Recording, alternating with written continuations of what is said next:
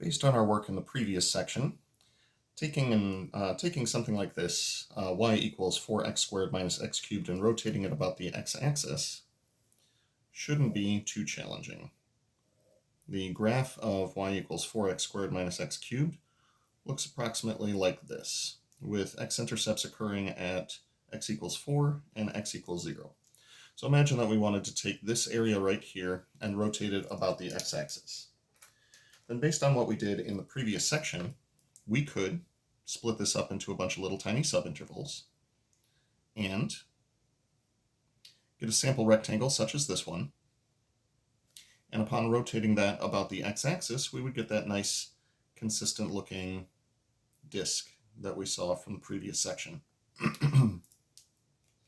Now with that in mind, we have our radius, which would be equal to our y value, which would be our 4x squared minus x cubed. Thickness, of course, would be dx. However, I'm here to pose a slightly different question. What if I wanted to take that same region,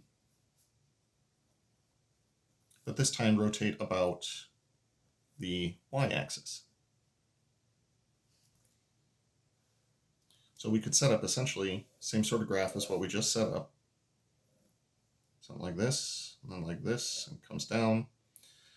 Now, our options here are quite limited, but if we wanted to rotate about the y-axis, we would need rectangles in a horizontal orientation to rotate about, which means that we would need to take y equals 4x squared minus x cubed and solve for x.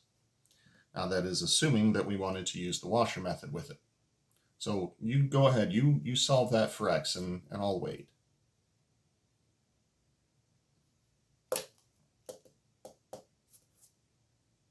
What's that? You don't want to solve for x here? Well, that is a correct answer. I don't know what else to say about that. That is absolutely a correct answer. Do not solve that for x. That seems gross.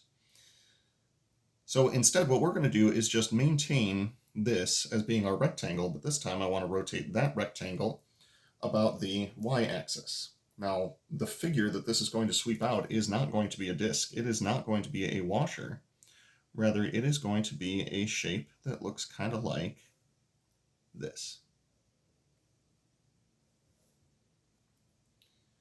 So that nice little rectangle that we created is going to make this mostly hollow on the inside. This is not known as a disk nor a washer. Rather, this is referred to as a cylindrical shell. Now, we refer to it as a cylindrical shell because it looks very much like a cylinder, but because it's mostly hollow, we're going to refer to it as a shell. So in our next video, we are going to derive what the volume of a cylindrical shell is based off of the volume of a cylinder.